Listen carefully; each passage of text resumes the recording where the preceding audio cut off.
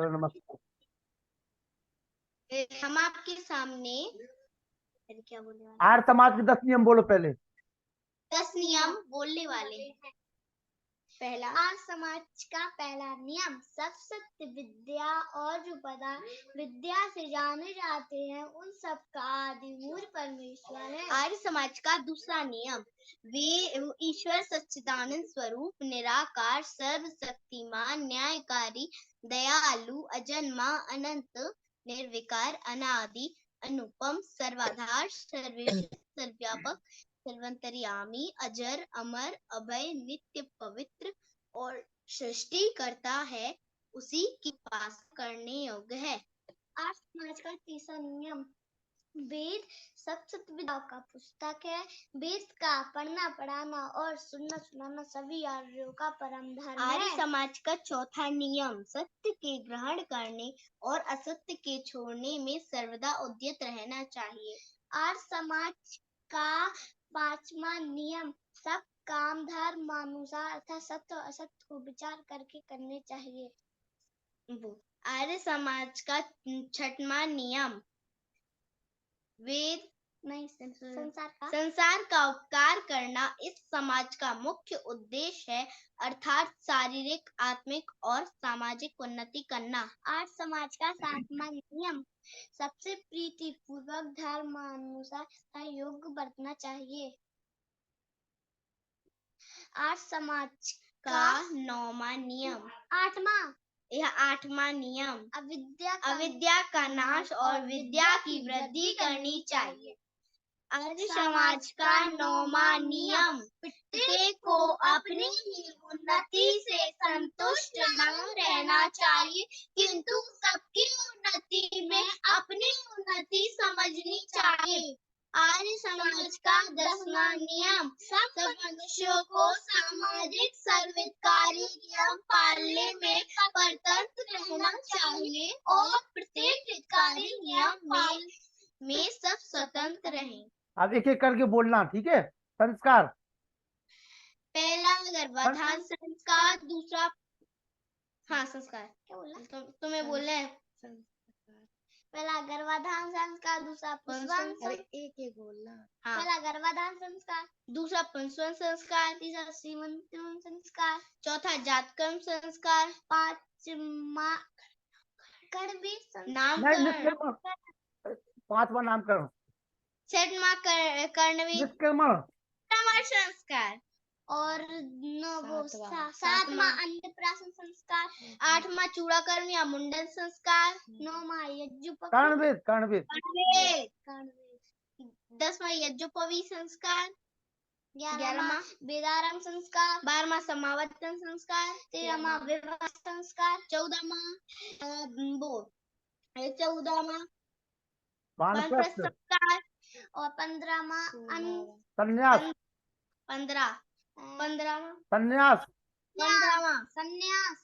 16वां दृष्टि संस्कार। अच्छा संस्कार, अब तुम बोलना केवल। परमात्मा का मुख्य नाम क्या है? ओम। परमात्मा की वाणी क्या है? वेद कितने होते हैं? 4। कौन कौन से? ऋग्वेद, यजुर्वेद, सामवेद, अथर्ववेद। गौरी तुम बताओ 4 ऋषियों के नाम जहाँ परमात्मा ने सबसे पहले वेदों का ज्ञान दिया था। अग्नि, वायु, आदित्य, अंगिरा। 4 विषय बोलो। संस्कार, ज्ञान, कर्म, उपासना, विज्ञान। 4 उपवेद। किससे? उपवेद, आयुर्वेद, धनुर्वेद, गंधर्ववेद, अर्थवेद। ब्रह्म 5 पंच महायज्ञ बोलो। संस्कार, पंच महायज्ञ, ब्रह्मयज्ञ, देवयज्ञ, पितृयज्ञ, अतिथि यज्ञ, भूत यज्ञ, बलि वैश्य, देव यज्ञ। हाँ, भूत यज्ञ या बलि वैश्य, देव यज्ञ। परमात्मा कहाँ रहता है? सभी जगह। परमात्मा के 5 काम बताओ। संस्कार तुम बोलो परमात्मा के 5 काम। संसार को बनाना, दूसरा संसार को चलाना, तीसरा संसार को मिटाना, चौथा जो जीव जैसे कर्म करता उसे वैसे फल देता है, और पांचवा ओम वेद का ज्ञान। परमात्मा जित का क्या निकला? परमात्मा परमात्मा एक है क्या अनेक? एक। परमात्मा जड़ है कि चेतन? चेतन। परमात्मा, अच्छा ये बताओ, भूत प्रेत होते हैं? नहीं। नहीं। अच्छा, अब आप बताइए, संसार का सबसे उत्तम कर्म क्या है? क्या? संसार का सबसे उत्तम कर्म? कर्म। यज्ञ। यज्ञ। चलो, धन्यवाद आप दोनों का। अब हमारे बीच में महर्षि दयानंद सरस्वती और सभी संतान लोग निर्माण का विषय को लेकर के सम्मानित सोमदत्त शास्त्री जी, आइए, स्वागत है। शास्त्री जी स्वागत है। नमस्ते। नमस्ते जी, नमस्ते जी। आवाज आ रही है मेरी? जी, मैं चाहूंगा कि ओम प्रेम प्रकाश शास्त्री जी दो शब्द कहने पहले आपके बारे में। आ जाइए प्रेम प्रकाश शास्त्री जी। ओम, सभी को सादर नमस्ते। सम्माननीय राष्ट्रीय संयोजक श्रीमान लखनलाल जी आर्य, सम्माननीय पुरुषोत्तम मुनि जी वानप्रस्थी, प्रधान आर्य समाज मौरनी, सम्माननीय वेद प्रकाश जी, अनिल नरुला जी, और जिनका भी हम बहुत ही सुंदर और प्रेरणादायक भजन सुन रहे थे, सम्माननीय कविता जी, और आज के हमारे मुख्य वक्ता आचार्य सोमदत्त जी शास्त्री, समस्त सुधी श्रोतागण। तो सबसे पहले ये दोनों जो बच्चे थे जिन्होंने बहुत सुंदर ढंग से अभी प्रस्तुति दी और वैदिक सिद्धांतों के बारे में हमको बताया, इन दोनों बच्चों को बहुत बहुत आशीर्वाद। और मैं आदरणीय लखनलाल जी से निवेदन करूंगा कि कम से कम जो है इन बच्चों का परिचय तो करा दें। धन्य है इनके माता पिता जिन्होंने इस प्रकार की सुयोग्य और संस्कारवान बच्चों को जन्म दिया है। ये जो है हमारे शाम को हम यहाँ घर पे अपने तैयार करते हैं इन बच्चों को, ऐसे 8-10 बच्चे हैं। जी जी जी जी जी, बहुत बहुत धन्यवाद, बहुत ही अच्छा कार्य है। हमारे मोहल्ले आसपास के बच्चे जी जी। हाँ, भविष्य में ये होनहार बच्चे होंगे क्योंकि इनके लक्षण ऐसे दिखाई दे रहे हैं। बहुत बहुत धन्यवाद आपको भी लखनलाल जी, और आपका जो प्रयास है उसको मैं नमन करता हुआ आज हमारे मध्य आचार्य सोमदत्त जी शास्त्री मुख्य वक्ता के रूप में है। दिल्ली में गुरुकुल गौतम नगर एक प्रसिद्ध गुरुकुल है और जिसके संचालक स्वामी प्रणवानंद जी महाराज, उनके आशीर्वाद से यह गुरुकुल विगत कई वर्षों से जो है चल रहा है और आर्य समाज की सेवा कर रहा है। तो इस गुरुकुल की पुरानी पीढ़ी के स्नातक हैं आचार्य सोमदत्त जी, और वर्तमान में आप केंद्रीय विद्यालय से सेवानिवृत्त होकर के राष्ट्रीय संयोजक जी ये भी अपनी सेवाएं प्रदान करते हैं बच्चों को। जो है यहाँ नरसिंहनाथ में गुरुकुल है, वहां पर बिल्कुल अवैतनिक रूप से जाकर के अपनी सेवाएं देते हैं और पढ़ाते हैं। और एक विशेष बात मैं आपको और बता दूं, कोरोना काल था, तो उस कोरोना काल में भी हमारे सोमदत्त जी अनेक परिवारों को जोड़ करके ऐसे ऑनलाइन के माध्यम से सत्संग करवाते थे। धन्यवाद, आपकी आवाज कट रही है। हाँ, तो मैं आइए आचार्य सोमदत्त जी। हाँ जी, सभी को नमस्ते। नमस्ते जी, नमस्ते जी, स्वागत है आपका। आवाज ठीक से आ रही मेरी? ये आपकी आवाज आ रही जी। सब मिल करके एक बार ओम का उच्चारण करते हैं।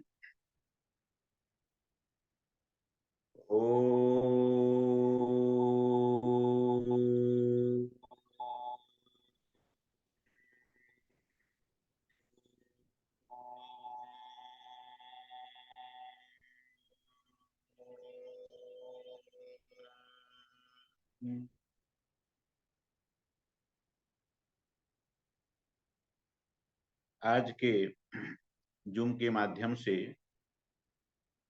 जो हमारा सत्संग का कार्यक्रम हो रहा है, तो बहुत ही अच्छा लग रहा है। इस कार्यक्रम को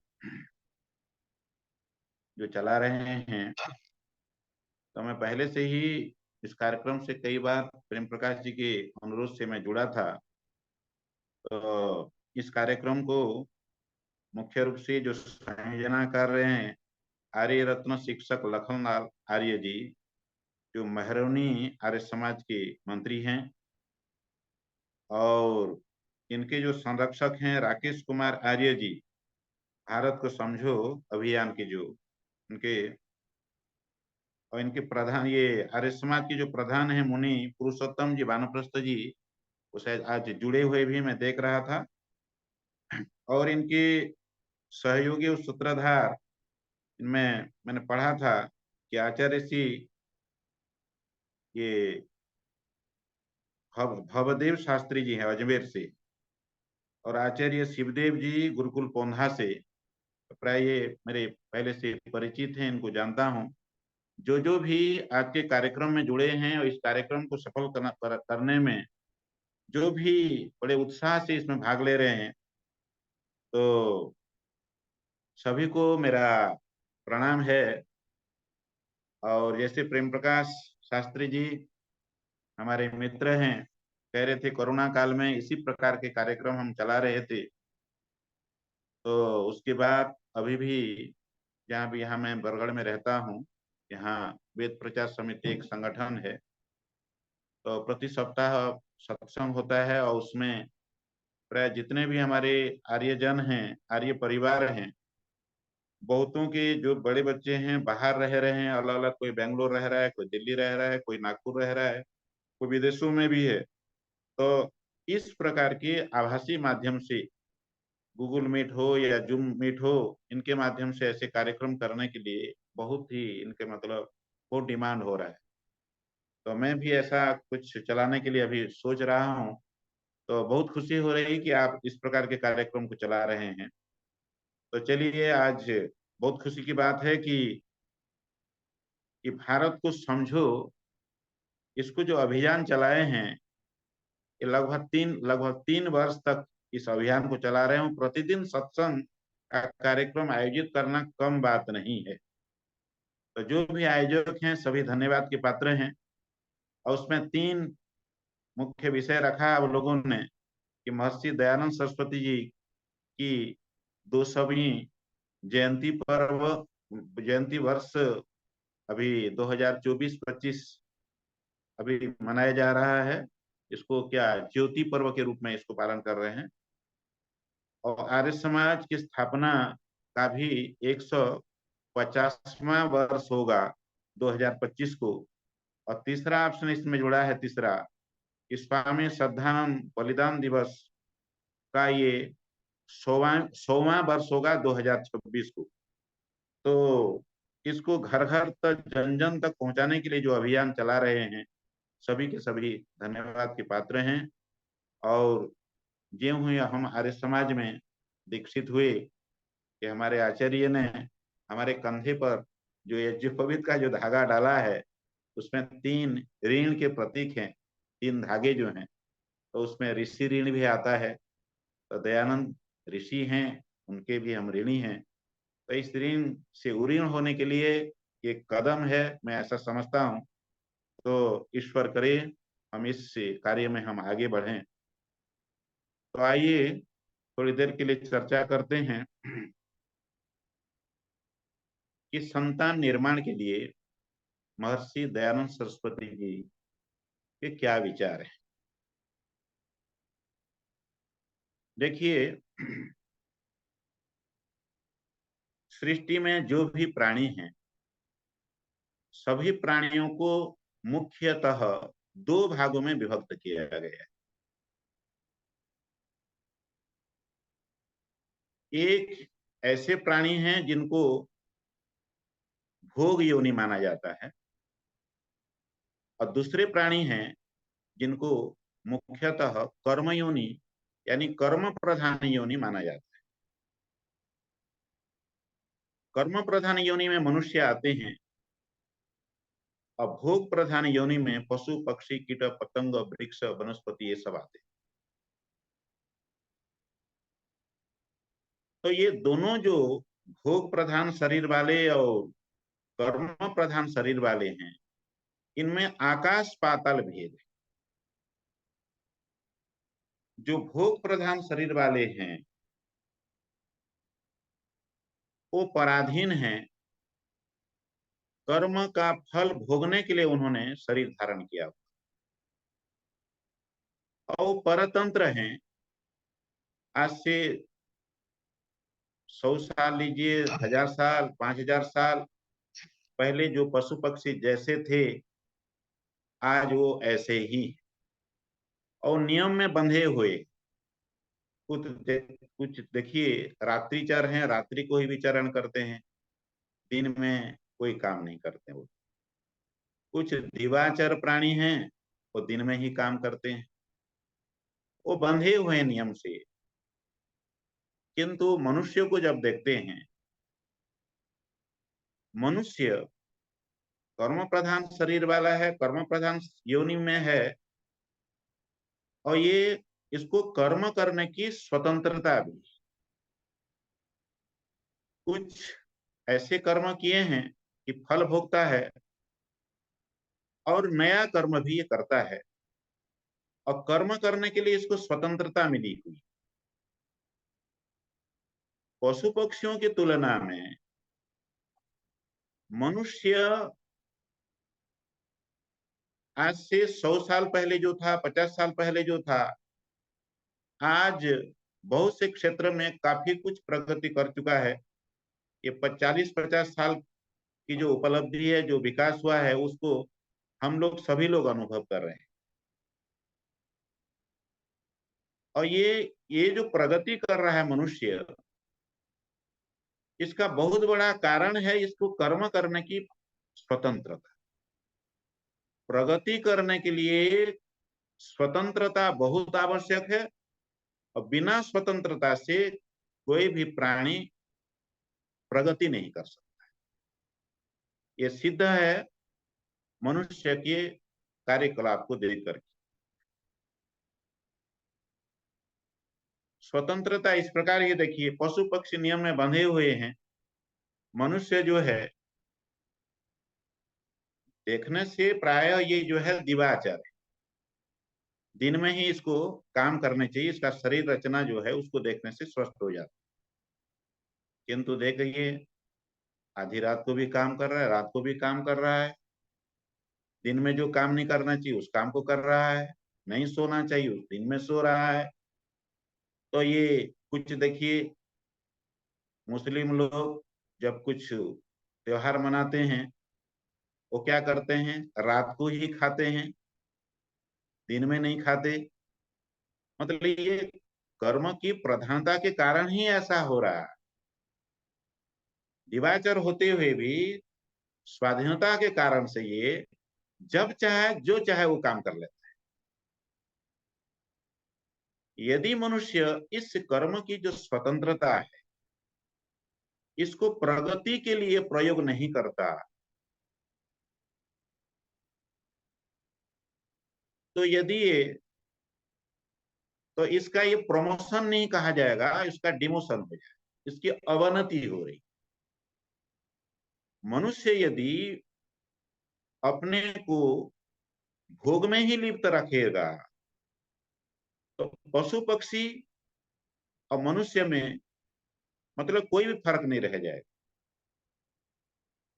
प्राय हम जानते हैं आर्यजन कि कम से कम 50% पाप और 50% पुण्य होने से मनुष्य का शरीर मिलता है, मनुष्य का जन्म मिलता है। तो हमारे जो 50% पुण्य थे उसके आधार पर हमको मनुष्य जन्म मिला है।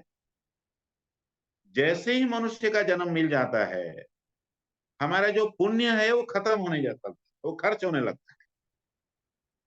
यदि इस जन्म में हम कुछ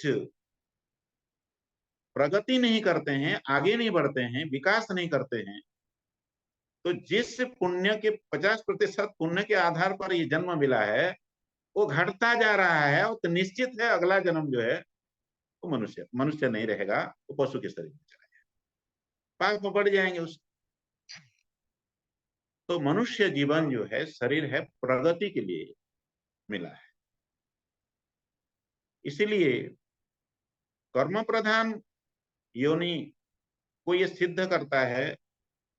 देखिए यजुर्वेद का पहला मंत्र कि इसे त्वर्जित्वा, उसमें कहा है श्रेष्ठतमाय कर्मणे, कि हमको क्या करना है, श्रेष्ठतम कर्म।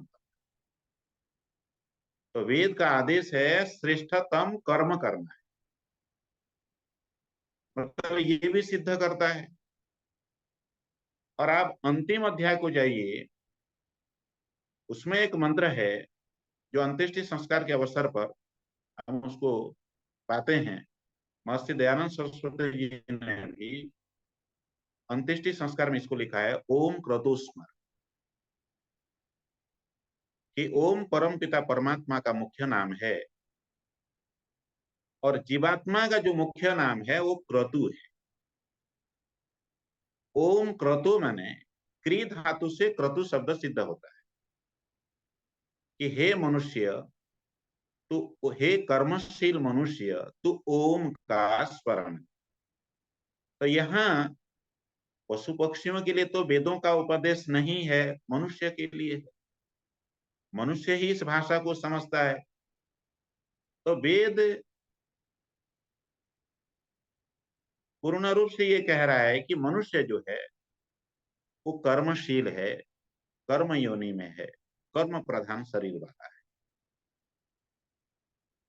तो हम कर्म क्या करें, वेद के प्रथम मंत्र में कह दिया यजुर्वेद में कि श्रेष्ठतम कर्म।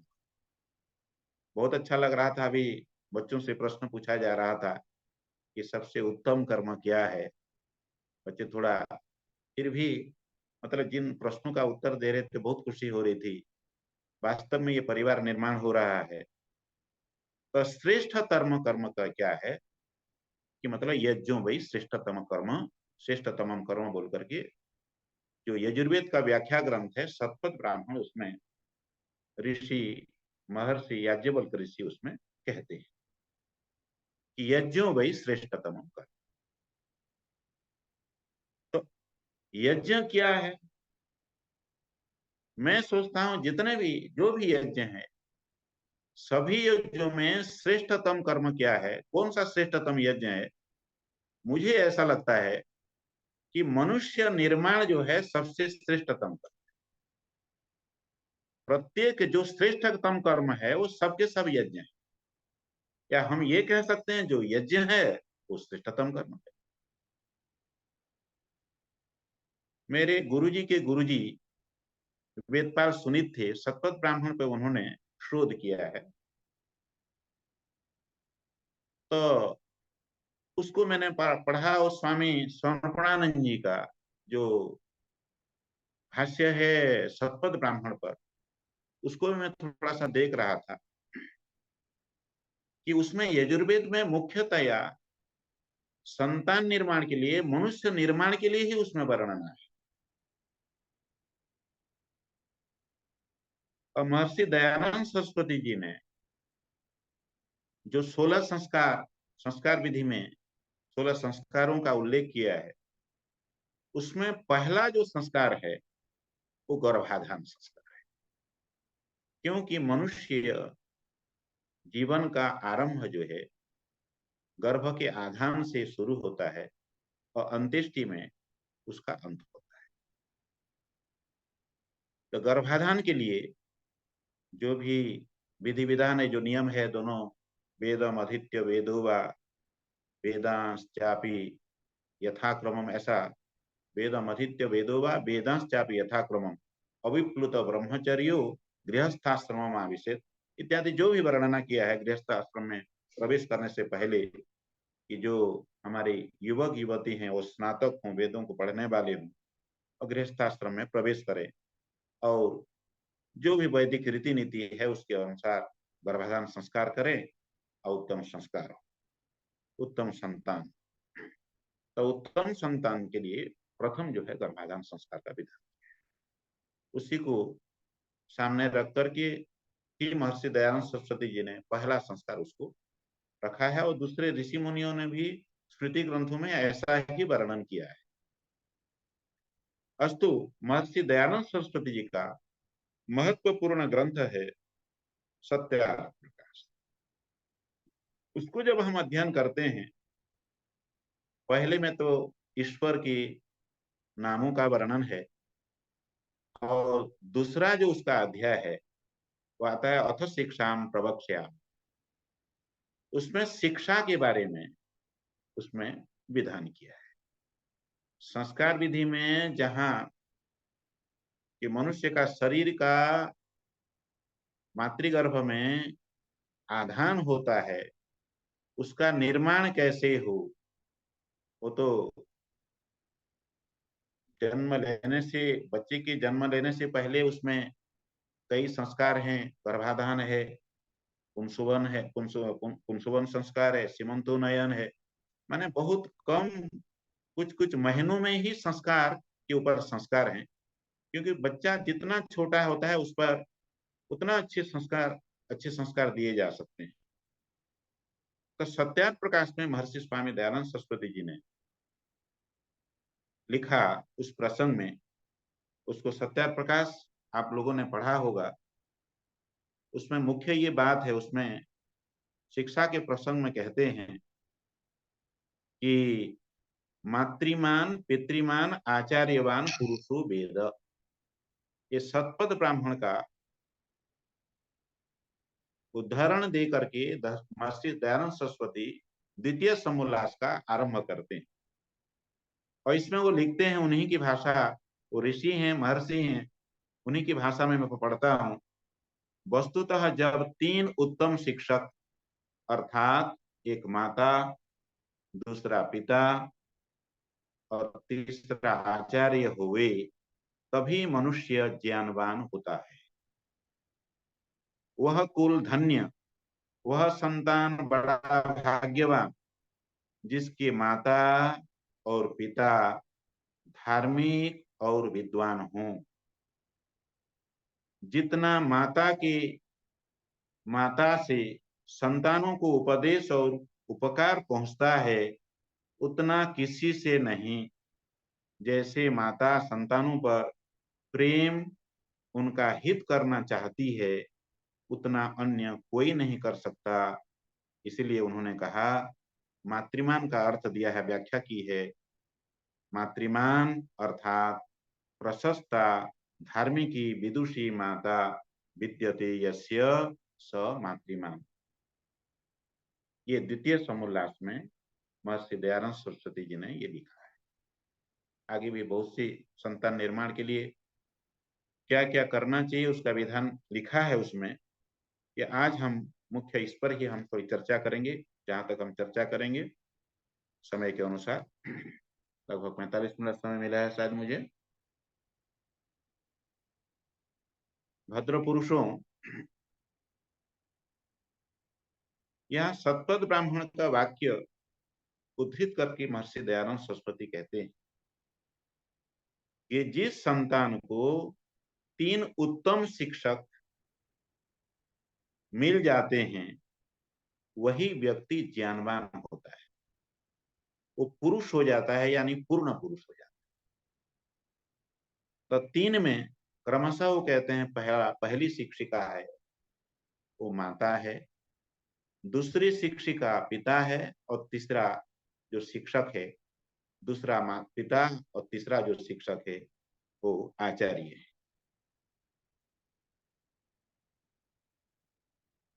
तो पहली शिक्षिका जो है माँ है। तो माता, संस्कृत जो भी थोड़े से पढ़े हैं या जो भी आर्य समाज विचारधारा में हैं, जो वैदिक साहित्य का अध्ययन करते हैं, वो जानते हैं अच्छी तरह। और महर्षि दयानंद के ग्रंथों को जब पढ़ते हैं, पदे पदे स्थान स्थान पर यही मिलता है। जो भी वो प्राय वैदिक शब्दों को लेते हैं वो, और वैदिक जो शब्द हैं वो शब्द ही अर्थ को बताते हैं। उस शब्द में ही अर्थ निहित रहता है। तो यहाँ पहली शिक्षिका कहते हैं वो माता है। यहाँ जननी शब्द नहीं दिया है, यहाँ माता शब्द का उल्लेख है। और माता शब्द कहते हैं माता निर्माता। मांग माने एक धातु है, माने मापना। मांग माने मतलब मापना।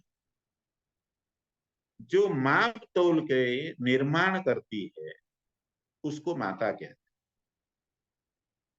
माता शब्द निर्माता कह देने से ज्यादा वो स्पष्ट हो जाता है, जनसाधारण के लिए, सबके लिए बड़ा सरल हो जाता है।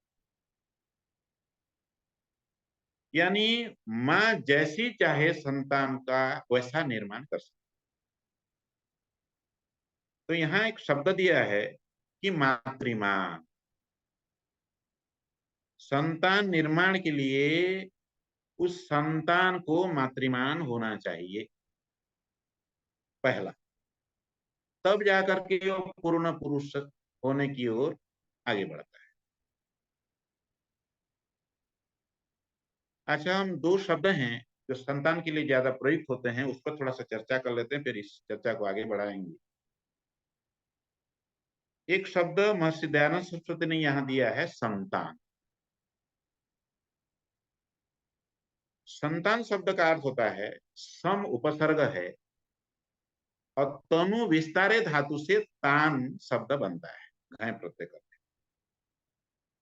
संतान का अर्थ होता है जो सम्यक रूप से, अच्छी तरह से, जो माता पिता के कुल में जो उत्तम गुण कर्म स्वभाव है। शब्दों को ध्यान देंगे, उत्तम गुण कर्म और स्वभाव। महर्षि दयानंद सरस्वती हमारे जो विश्वानि देव सरिप्तर द्विजानि पराशुभ यद भद्रम तन्नो आशुभ, वहां भी इसको करते हैं। ये इन्हीं तीन शब्दों को लिया है कि उत्तम गुण स्वभाव। तो जो दोनों कुल के जो उत्तम गुण कर्म स्वभाव हैं उसको विस्तार देते हैं और बढ़ाते हैं, उनको संतान। और दोनों परिवार में जो दुर्गुण, दुर्व्यसन और दुखदायक कार्य हैं उसको दूर करते हैं, तो संतान उसको कहते हैं। और एक शब्द आता है संतान के लिए, पुत्र और पुत्री शब्द। पुत्र शब्द का क्या अर्थ होता है, थोड़ा सा उसको देखें। कि निरुक्तकार यास्काचार्य कहते हैं कि पुत नाम नरक। पुत का अर्थ होता है नरक। तस्मात् त्रायते इति पुत्र। और ये अच्छी तरह हम लोगों को जान लेना चाहिए, पुत्र और पुत्री जो शब्द हैं ये केवल पुल्लिंग स्त्रीलिंग केवल भेद है। बालक बालिका जैसे केवल स्त्रीलिंग पुल्लिंग भेद है, अर्थ में कोई फर्क नहीं है, ऐसे पुत्र पुत्री समान ही अर्थ। और संस्कृत भाषा जो पढ़े अच्छी तरह जानते हैं कि पुल्लिंग में स्त्रीलिंग शब्द का भी ग्रहण हो जाता है। पुत्रः च पुत्री च, वहां पुत्रो कहा जाएगा। एक पुत्र है, पुत्री है, पुत्रों में दोनों शब्द आ जाते हैं। माता च पिता च, वहां पितरो आ जाता है, पुल्लिंग हो जाता है। जो थोड़ा सा व्याकरण जाते हैं वो जानते हैं, जो व्याकरण नहीं जानते उनको थोड़ा थोड़ा नीरस लगेगा। तो पुत्र में पुत्री का भी ग्रहण हो जाता है। जो नरक से त्राण करे वो पुत्र है और पुत्री। फिर यास्काचार्य क्या कहते हैं, फिर नरक किसको कहते हैं कि नरकम नीचेर गमन। नीचेर गमन माने पतन ही नरक है। माता पिता दोनों कुल के जो गुण कर्म स्वभाव हैं, जितने उत्तम गुण कर्म स्वभाव हैं, उसको यदि वो आगे नहीं बढ़ाते हैं, उसको और नीचे ले जाते हैं, पतन की ओर ले जाते हैं, तो उनको पुत्र नहीं कहेंगे। उससे हमको रक्षा करते हैं दोनों कुल को। तस्मात् त्रायते इति पुत्र, वो पुत्र पुत्री कहलाए। तो संतान का जिस प्रकार अर्थ है, गुण कर्म स्वभाव के दोनों कुल के वो विस्तार देते हैं, आगे बढ़ाते हैं। तो पुत्र पुत्री का भी देखें तो ऐसा ही अर्थ है कि जो नरक से त्राण करते हैं, पतन से हमारी रक्षा करते हैं, हमको विकास की ओर ले जाते हैं। कहीं ये बहुत बढ़िया श्लोक है, मुझे याद आ रहा है कि सजा तो ये न जाते न याति वंश समुन्नति परिवर्तिनी संसारे मृतः को बा न जाए। इस परिवर्तनशील संसार में कौन नहीं मरता, किसकी मृत्यु नहीं होती। मृतः को बा, और कौन जन्म नहीं लेता है। मृतः को बा न जायत, आगे की पंक्ति में कहते हैं सजातः, उसका जन्म ही सार्थक है, उसने ही वास्तव में जन्म लिया है। कि सजातः ये न जाती है न, जिसके जन्म लेने से, इस धरती पर आने से, मनुष्य शरीर धारण करने से, याति वंशः समुन्नति, यानी उनका जो वंश है, उनका जो खानदान है, उनका जो कुल है, समुन्नति में याति, यानी उन्नति को प्राप्त होता है। तो इससे स्पष्ट हो जाता है संतान का जो कार्य है वो पुत्र और पुत्रियों का भी वही कार्य। तो संतान कहें या पुत्र कहें या पुत्री कहें,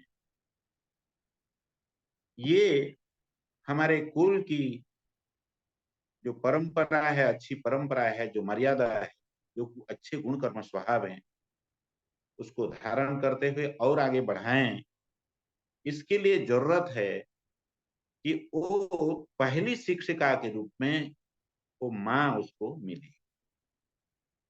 क्या एक शब्द जो है विचारणीय है कि माँ तो एक होती है, और यहाँ क्या कहते हैं कि वो मातृमान है। माँ तो सबको मिली है। देखिए, मातृमान शब्द को समझने के लिए थोड़ा से और एक दो शब्द को हम थोड़ा समझें।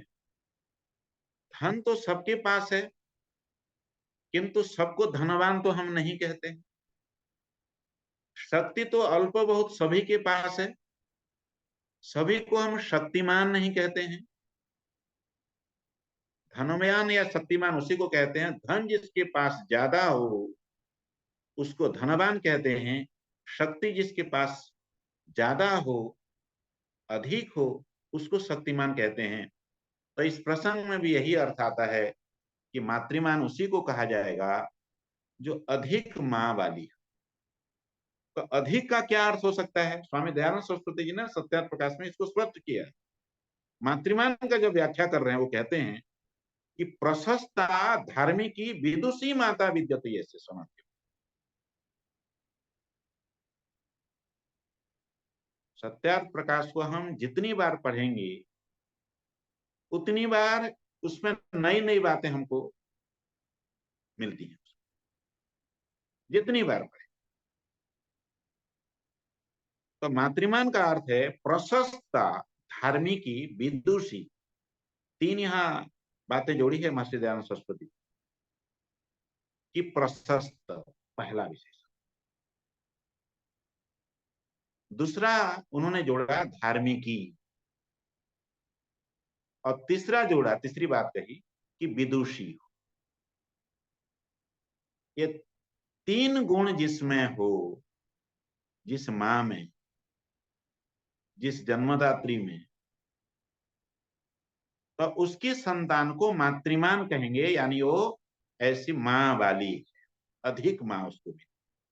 साधारण मां उसकी नहीं है, अधिक मां है। तो पहले शब्द को लेते हैं प्रशस्ता। प्रशस्त शब्द का अर्थ होता है, प्राय हिंदी आदि में भी हम प्रयोग करते हैं, प्रशस्त मार्ग का मतलब है मैं लंबा चौड़ा, काफी माना आसानी से जहां हम आ जा सके। तो यहाँ प्रशस्त का अर्थ हम कह सकते सामान्य, जो प्रशंसनीय। हम उड़िया हमारी मातृभाषा है, यहाँ कुछ विद्वान लोग इसकी व्याख्या करते हैं उड़िया भाषा में कि मतलब जो उदार हृदय वाली, जो उदार माँ है उसको प्रशस्त कहा है। प्रशस्त शब्द का अर्थ उदार लिया है, मतलब कृपण न हो, संकीर्ण विचारधारा की न हो, उदार। अब मुझे तो, मैं तो कई बार सोचता हूं कि महिलाओं में प्राय करके ये उदारता का गुण प्राय है। इसीलिए मुझे लगता है विवाह में ऐसी ऐसी परंपरा है कि हमारे वैदिक की धर्म में कि देखिए पुरुष की तुलना में माँ जो है वो पुरुष घर जाते हैं, मुझे लगता है इनमें त्याग, क्योंकि उदारता का मतलब त्याग उसमें होना चाहिए। तो अपने अपने कुल को छोड़ते हैं, देखिए अपने माता पिता को छोड़ करके कि अपने पति के माता पिता को माता पिता के रूप में ग्रहण कर लिया, कम उदारता है? ये कम उदारता नहीं है। अपने माँ के यहाँ अपने मातृकुल में पितृकुल में महिला को, एक युवती को बहुत सी सुख सुविधाएं होती हैं। सभी का पुरुष का घर तो संपन्न होगा आवश्यक नहीं है। सब कुछ को छोड़ करके पति कुल में जो भी वहां साधन है, जो भी धन संपत्ति है, सबको परिवार में जो भी लोग हैं, चेतन अचेतन, जो भी वहां संपत्ति है, सबको हम संपत्ति ही कहेंगे, उस सबको खुशी से ग्रहण करती है। यही मेरा परिवार है, इन्हीं के साथ मुझे रहना है और यहीं रह करके मुझे उत्तम संतान का निर्माण करने हैं, ऐसे वो सोचते। तो ये प्रशस्त, मतलब प्रशस्त होना ही है उसकी उदारता ही। और जिनमें ये गुण कम है वो उतने वहां सफल नहीं हो पाती और उसके उसके संतानों में भी इस प्रकार की संकीर्णता आ जाती है, उदारता नहीं है, तो मातृमान नहीं हो पाते उनके साथ। तो इससे ये स्पष्ट है कि माँ में जो संतान का निर्माण करने जा रही है, जो पुत्र और पुत्री का निर्माण करने जा रही है, ये प्रशस्त होने का, उदारता का गुण उसमें मतलब होना चाहिए। दूसरा एक गुण है, एक एक गुण में हम घंटे बोल सकते हैं, थोड़ा इतना विस्तार से नहीं जाएंगे, कम से कम एक मातृमान को हम स्पष्ट कर सकें आज। दूसरा गुण बताया माँ में क्या होना चाहिए कि वो धार्मिक हो।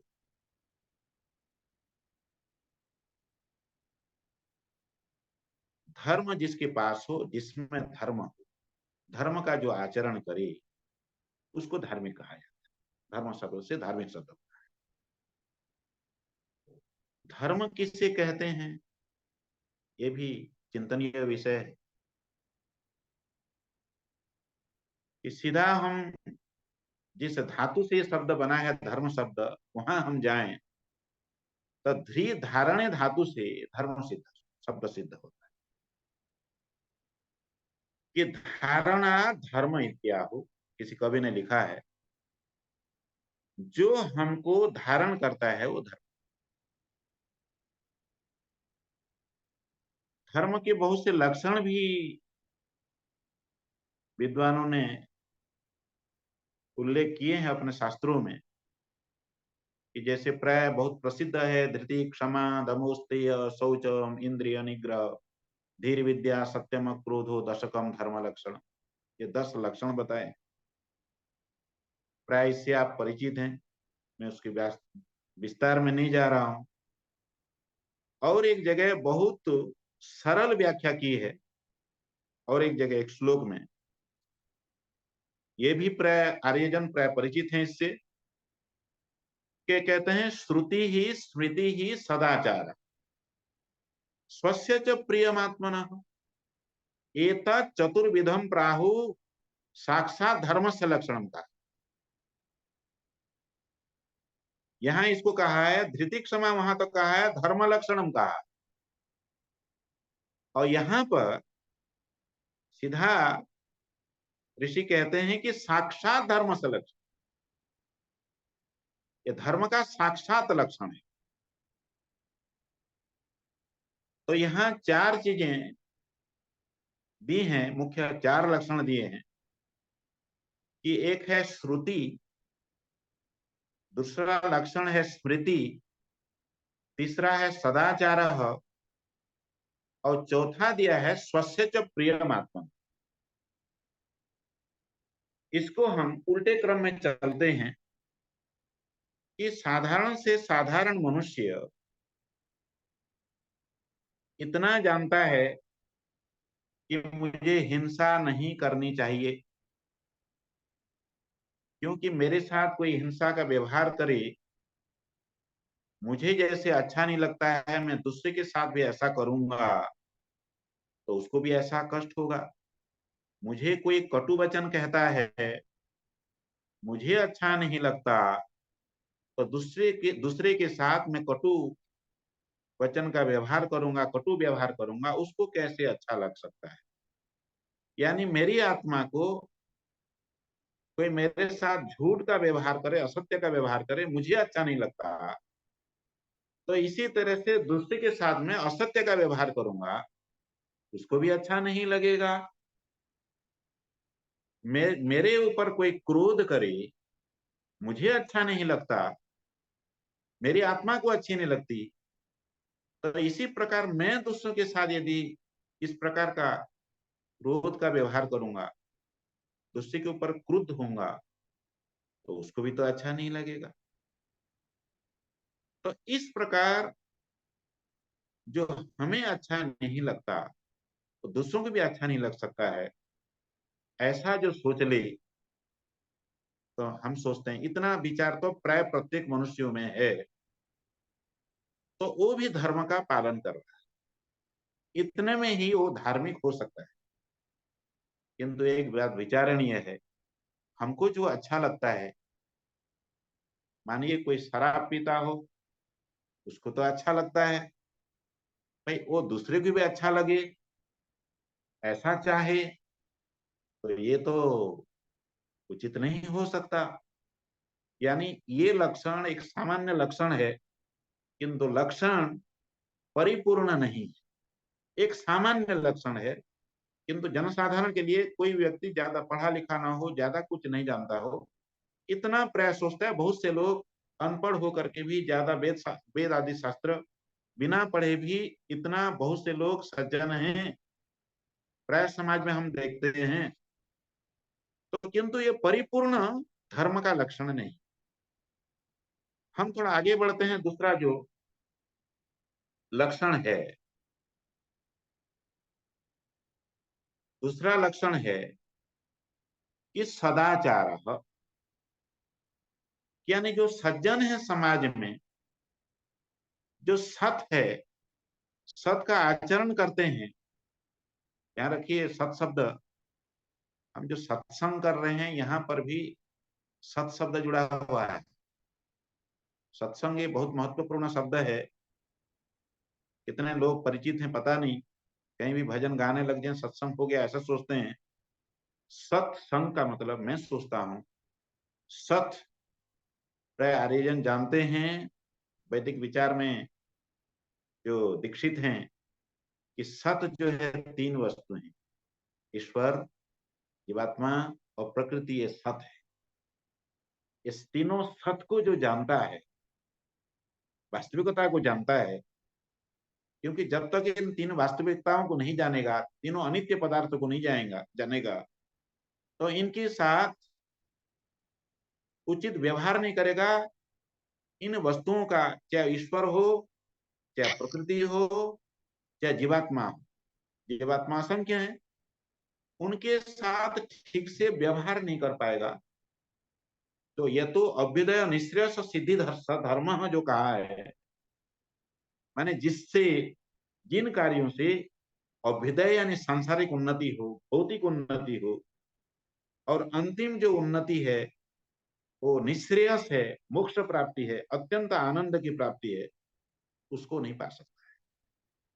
तो इन तीनों जो पदार्थ हैं, अनादि पदार्थ हैं, नित्य पदार्थ हैं, ईश्वर, जीवात्मा, प्रकृति, इनको जो जानता है वो सत है और सतजन है, ऐसा संस्कृत भाषा में ऐसा प्रयोग हुआ है। तो अच्छे आदमी को सज्जन कह लेते हैं, किंतु आजकल जरूरी नहीं इन तीन पदार्थों को जानता। तो इन तीनों पदार्थों को जाने बिना कोई व्यक्ति सज्जन नहीं हो सकता, वास्तव में मुझे ऐसा लगता है। तो ऐसे व्यक्तियों का जो आचरण है, इन वस्तुओं को जानते हैं जो विद्वान है, उनका जो आचरण है वो सदाचार है। तो उनके आचरण को देख करके हम भी अपने आचरण को यदि बदलते हैं, तो हम सदाचारी होते हैं, तो वो भी धर्म का आचरण कर रहा है, वो भी व्यक्ति धार्मिक है। किंतु देखा जाए भी ये भी जो लक्षण है ये भी परिपूर्ण नहीं। यद्यपि आचार्य ने कहा दीक्षांत समारोह में, समावर्तन संस्कार में, ये उपनिषद का वचन है कि आचार्य कहता है अपने शिष्य को कि देखिए, शिष्य भी दो प्रकार के संतान हैं। आप लोगों को मालूम होना चाहिए कि एक औरस संतान होता है जो रक्त संबंध होता है जिसके साथ, जिनका गर्भाधान होकर के जिनका जन्म होता है परिवार, माता पिता, माँ की गोद से, माँ के गर्भ से, ये औरस संतान है, औरस पुत्र है। और एक होता है मानस पुत्र, जो विवाह नहीं करते हैं, जो आचार्य लोग हैं, जो सन्यासी लोग हैं, आजीवन ब्रह्मचारी हैं, तो उनके जो शिष्य प्रशिष्य हैं वो लोग उनके मानस पुत्र हैं। वो औरस संतान नहीं उनकी, वो मानस पुत्र है कि उनके जो विचारधारा है उसको वो आगे बढ़ाते हैं अपने गुरुजनों में, गुरुओं में, जो आचार्यों में जो उत्तम गुणकर्म स्वभाव हैं, जो विद्या आदि है, उसको जो आगे बढ़ाते हैं वो उनके पुत्र हैं, वो उनके संतान है। तो हम कह रहे थे कि सदाचार, तो आचार्य क्या कहते हैं समावर्तन संस्कार में कि यानी अस्माकम सुचरितानि तानि त्वया उपास्यानि। तो कहते हैं कि हम आचार्य हैं किंतु हम में कमियां नहीं है, हम में दुर्गुण व्यसन नहीं है, ऐसा नहीं है। तो ये कहते हैं उपदेश में यानी अस्माकम सुचरितानि, यानी हमारे जो अच्छे आचरण हैं, तानि त्वया सेवितव्या, उन आचरणों को तुम सेवन करना, उनको व्यवहार में लाना। नोइतराणी, हमारे जो दुर्गुण दुर्व्यसन है उसको आचरण में नहीं लाना। तो यानी जो समाज में जो सदाचारी व्यक्ति हैं उनमें भी कुछ कमियां हो सकती हैं, क्योंकि मनुष्य अल्पज्ञ है, कितना भी ज्ञानी हो, कितना भी कुछ करे, वो अल्पज्ञ है। इससे दयानंद भी स्थान स्थान पर ये कहते हैं, कहीं यदि वेद के वाक्य हैं, वेद के मंत्र हैं और ऋषियों का कोई ग्रंथ है, यदि उनमें कुछ मतभेद आता है तो उसमें वेद जो है, वेद के अनुकूल जो बातें हैं वो ग्रहणीय हैं, और वेद अनुकूल नहीं है तो ग्रहणीय नहीं। दयानंद सरस्वती सीधा कह देते हैं। तो सदाचारी व्यक्ति भी पूर्ण रूप से 100% धार्मिक हो ये कोई जरूरी नहीं है। तो कुछ भी हो, सदाचार भी एक धर्म का लक्षण है, किंतु परिपूर्ण। यानी जो माता जो प्रथम शिक्षिका है उनमें क्या होना चाहिए, स्वस्य च प्रियमात्मनः, साधारण ये धर्म का गुण वो सीख सकता है, सीख सकती है। और दूसरा सदाचार उसके लिए दिया है धर्म का लक्षण। और तीसरा जो उससे महत्वपूर्ण है, स्वस्य च प्रियमात्मन से महत्वपूर्ण सदाचार है, सदाचार से महत्वपूर्ण स्मृति।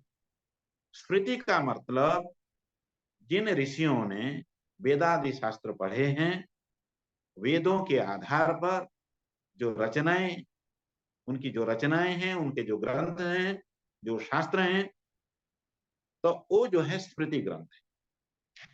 मनुस्मृति, नारद स्मृति, याज्ञवल्क्य स्मृति इत्यादि हैं। तो हम तो कहते हैं महर्षि दयानंद जी का जो सत्यार्थ प्रकाश है, संस्कार विधि है, इनको भी हम स्मृति ग्रंथों में ले सकते हैं। यद्यपि हम आर्य समाज के जो ग्रंथ पढ़ते हैं उसमें ऐसा नहीं लिखा है, किंतु ये भी वेद के आधार पर महर्षि स्वामी दयानंद सरस्वती जी ने हमको विचार दिए हैं, तो ये भी स्मृति ग्रंथ में आएंगे, ऐसा मैं सोचता हूँ। कई विद्वान भी ऐसा सोचते हैं। तो स्मृति ग्रंथों में जो मनुष्य के लिए आचरणीय जो विधान किए हैं, जो जिनका आचरण करना चाहिए उसका विधान है, उसके आधार पर जो हम आचरण करते हैं उसको भी धर्म कहें। किंतु उसमें भी कुछ कमियां हो सकती हैं। तो धर्म का सर्वश्रेष्ठ लक्षण महर्षि स्वामी दयानंद सरस्वती जी ने जो मनुस्मृति के श्लोकों का भी जो उदाहरण दिया, उसमें कहा कि देखिए, वेदो खिलो धर्म, कि अखिल धर्म का उस स्वस्य प्रेमात्मन कहिए, कहीं ये यहाँ मुस्लिम क्रिश्चियन, ये सब मतलब बौद्ध, ये सब धर्म नहीं है। इसकी जो साक्षात धर्मस्य लक्षणम कहा, स्वस्य च प्रियमात्मना कहिए, सदाचार कहिए, स्मृति कहिए, तो इन सब का जो मूल है वेद अखिल धर्म, अखिल धर्म। वेद जो है धर्म का मूल है। तो इसीलिए विवाह संस्कार में आरंभ में दयानंद सरस्वती जी ने लिखा उसमें कि वेदम वेदान अधीत्य वेदो वा, वेदों को पढ़े हैं, 2 वेदों को पढ़े हैं, या कम से कम 1 वेद तो पढ़े। तो आज के समय में तो इसमें बहुत कम लोग खरे उतरेंगे कि अभिप्लुत ब्रह्मचर्य सपना होने जा रहा है ना। ब्रह्मचारी कहने से ये गुरुकुलों में तो ये बातें हैं, किंतु आधुनिक शिक्षा पद्धति में बाहर जहाँ जो परिवेश है, जो वातावरण है, कि आप ब्रह्मचारी शब्द कहेंगे तो मतलब हंसी उड़ाएंगे, विश्वास ही नहीं हो रहा है ऐसा हो सकता है। खैर जो भी है, तो कम से कम आज के समय में कुछ वैदिक साहित्यों का अध्ययन करें, इतना तो कम से कम हो सकता है। तो ऐसे धार्मिक मतलब माँ जिसको मिले वो क्या है, उसकी जो संतान है वो मातृमाँ है। समय प्राय होने जा रहा है शायद, क्यों जी? जी हो चुका है जी। अच्छा, हो चुका है। तो हम यहाँ उपसंहार की ओर चलते हैं कि इस प्रकार इन बातों को जान करके माँ यदि इन गुणों को माता पिता धारण करें, और तो इससे क्या होगा, हम अपने संतान का वास्तव में उसको संतान का रूप दे पाएंगे, पुत्र का रूप दे पाएंगे। और बहुत संक्षेप में एक बात कहना चाहूंगा इस प्रसंग में कि क्या होता है, आज जो शिक्षित, हम तो कोई ग्रेजुएट हो जाता है, पोस्ट ग्रेजुएट हो जाता है, डॉक्टर इंजीनियर कुछ हो जाता है, पीएचडी धारी हो जाता है, हम उसको सोचते हैं बहुत पढ़ा लिखा है। मैं एक बात कहूंगा, प्राय आज जो पढ़ाई कर रहे हैं तो ये सोचते हैं कि पढ़ाई का उद्देश्य जो है केवल नौकरी है, धनोपार्जन है। मैं अति संक्षेप में यही बात कहूंगा कि अध्ययन को, स्वाध्याय को जीवन का अंग बनाए। तो कोई माँ भले ही 5वीं 7वीं पढ़ी लिखी हो, वो भी अपने गृहस्थ जीवन में भी यदि स्वाध्याय बढ़ाए तो बहुत से शास्त्र आदि का अध्ययन कर सकती है। तो इस प्रकार वो अपने शास्त्रों को पढ़ करके, ऋषियों के ग्रंथ को पढ़ करके अपने वो विदुषी हो सकती है, जहां वो थी, जितने शिक्षित थी उससे आगे बढ़ सकती है। ऐसा करके वो अपने संतान को मातृमान वो बना सकती है। मैं ऐसा विश्वास करता हूँ। तो घरों में, परिवारों में, वैदिक परिवारों में विशेष करके कि ऐसा वातावरण होना चाहिए कि यत्र नार्यस्तु पूज्यन्ते रमन्ते तत्र देवता, जो कहा है कि परिवारों में कि जितने भी महिलाएं हैं, क्योंकि संतान निर्माण का मुख्य दायित्व उन पे है, तो हम, हमारी महिलाएं, हमारे जो मातृशक्ति है परिवार में, कैसे अध्ययनशिला होंगी, स्वाध्याय प्रेमी होगी, ऐसा वातावरण बनाए। और प्रत्येक घर में एक पुस्तकालय होने चाहिए और प्रत्येक व्यक्ति के स्वाध्याय करने के लायक साहित्य वहां होना चाहिए उनके रुचि के अनुसार। तो ऐसा जब तक नहीं करेंगे तो हमारा जो वैदिक परिवार है जितना प्रगति करना चाहिए आगे, उतना नहीं कर पाएगा। तो मैं आज के दिन यही कहूंगा कि हम स्वाध्यायशील बने, हम धार्मिक बने, हम विद्वान बने, विदुषी बने, तो हम एक अच्छी संतान को, अच्छी पुत्र पुत्रियों को हम परिवार में जन्म दे सकते हैं, उनका निर्माण कर सकते हैं। तो हम सुखी हो सकते हैं व्यक्तिगत जीवन में, पारिवारिक जीवन में और सामाजिक जीवन में। तो हम सभी लोग प्रगति कर सकते हैं। तो मैं इतना कह करके आज मैं अपनी वाणी को विराम देता हूँ। बहुत बहुत धन्यवाद, आप लोगों ने अवसर दिया, तो मुझे सुना। ओम शांति। बहुत बहुत आभार सम्मानित सोमदत्त शास्त्री जी उड़ीसा, और आपने बहुत ही कारगर अपना व्याख्यान रखा, इसके लिए आपका अभिनंदन। मैं निवेदन करने लगा हूँ डॉक्टर अखिलेश शर्मा, जलगांव महाराष्ट्र। 10 मिनट का समय है आपके पास, आइए। सबको सादर नमस्ते, और हमारे आदरणीय अग्रज तथा मार्गदर्शक आदरणीय शास्त्री जी को भी सादर नमस्ते। बहुत दिनों बाद आज हमारे आर्य रत्न लखनलाल जी आर्य जी की क्या कहना चाहिए कृपा से आज शास्त्री